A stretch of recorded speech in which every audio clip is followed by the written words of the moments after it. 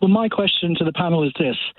If broadcast media, any media outlet, if they're going to go for gotcha journalism, they create an area of a lack of trust, and in which case the only information we may expect is carefully sanitized, drafted press releases. And if that's the case, what happens to democracy? Richard Holden, have you ever been in this position? Well, I mean, given you've probably recorded all of the ad breaks you've done before now, Iain, I'm really worried. I think, look, if there's a live camera there, it does a bit go with the territory if you are a politician. I think you've got to be a bit careful of that. I mean, sometimes in my constituency surgeries, actually the way that you respond to people on a one-on-one basis and the way that they would speak to you, and sometimes that would be more blunt than you want broadcast. But I think that's a slightly different scenario than when you're doing national broadcast TV. But I think it goes to the territory. She has apologised for, and I think it is for the swearing element of it, which I think is fair enough. Given that Number 10 were fully behind Lee Anderson when he used a similar word in an on-the-record interview a few weeks ago, they lost no time in throwing her under the bus today. Why would they do that? No, I think the Education Secretary decided that she didn't want those words to be what was leading the bulletins as much as they have been. So she's wanted to go out and clarify that, and it's not the way that Gillian would normally address an audience. The way that Lee might address an audience is quite different, and I think it does reflect the sort of politician that they are as to how they'd like to present themselves, which I think is fair enough as well.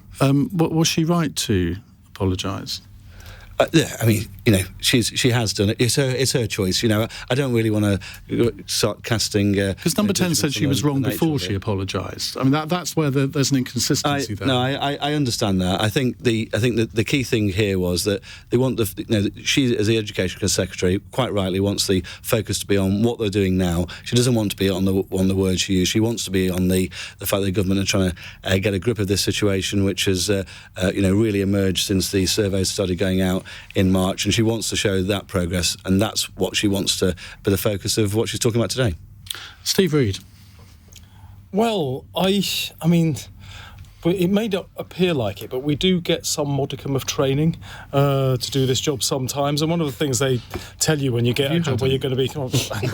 not very much, and I'm sure it comes across. But one of the things they say to you is, look, when the mic's on, be careful what you say because it might get broadcast. So, you're aware of what might happen. And for my part, I think a little bit of colourful language sometimes can humanise a politician. We can come across as a bit like automatons sometimes if we're just doing the lines.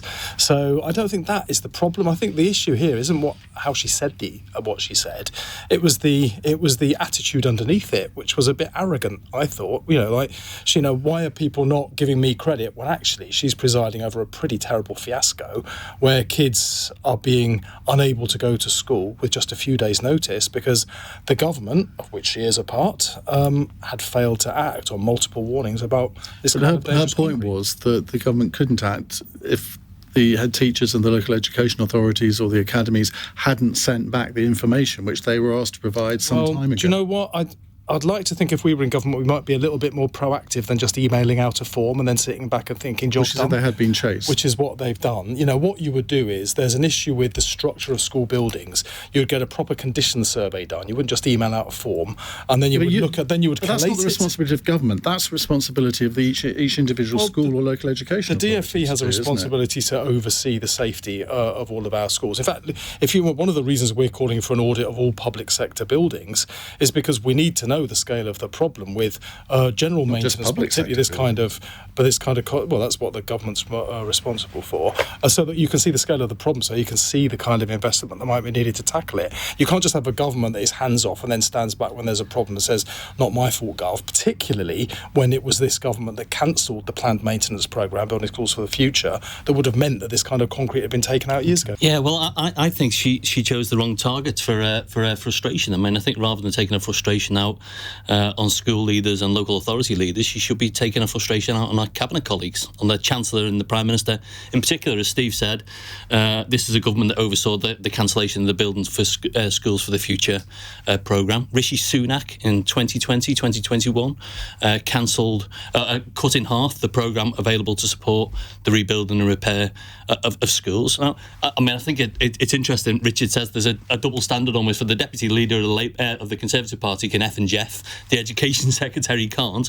But for me, actually, the real issue is who's dealing with this crisis in our schools that are literally crumbling down around our kids and our teachers. That's the real issue, I think.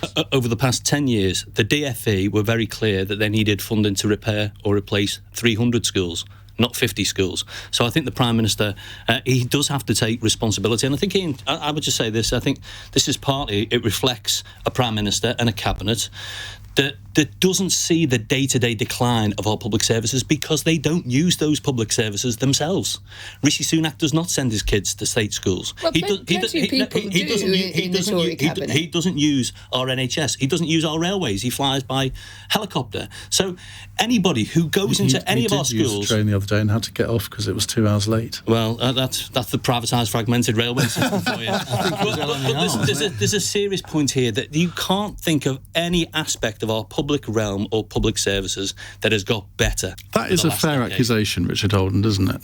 No, I actually just, I get why Paul and Steve are saying what they're saying, but, I mean, you just need to actually look at what the government's done on this programme around schools. There's big surveys went out in March this year. 90% of schools have got back, tens of thousands of them across the country. But what didn't happen was that happened in Wales, where Labour have been in government for 25 years. Now, if you want, it's fair enough to throw criticism around if you want to on that basis, but in answer to that, Labour have been in government in Wales. Why didn't they even That's such a nonsense, because in Wales they didn't cancel building schools for the future. But you did it in England. So they've had planned maintenance for 13 years. So it's scrapped. That's why the problem's happening here. There's two issues here. You are aware that 2 schools in Wales have closed today, aren't you? But the problem is much worse here because the UK got a Nick Gibb, who's still an education minister. You don't even know it's building schools for the future. You can't say that, Steve, because schools for the future. Well, I'll come on to building schools. And didn't replace it with anything else. No, that's not true. I'll come on to building schools for the future in a second. But you can't say it's worse in England because we have no idea how bad it is in Wales. You have we have absolutely no idea because the Welsh Labour government have been in power for almost 25 years. They've not even started to look at this in the Welsh school sector at all. I know from running a council and the condition of council housing. How many are in Wales then? Like if you carry out planned maintenance, one at a time, because people can't hear. If you carry out planned maintenance over an extended period of time, it costs you far less than waiting for a crisis to happen and then having to intervene. So you're wasting public money as well as putting people's lives in danger. And it shouldn't be accepted. And you knew it was going on. A school collapsed in Kent in 2018. You can't even say what Labour are doing in Wales at the moment. 2 schools, literally after schools have opened, have been closed. At least the government in England has been ahead of the game. Do you think the government should publish? Okay, but let's move on.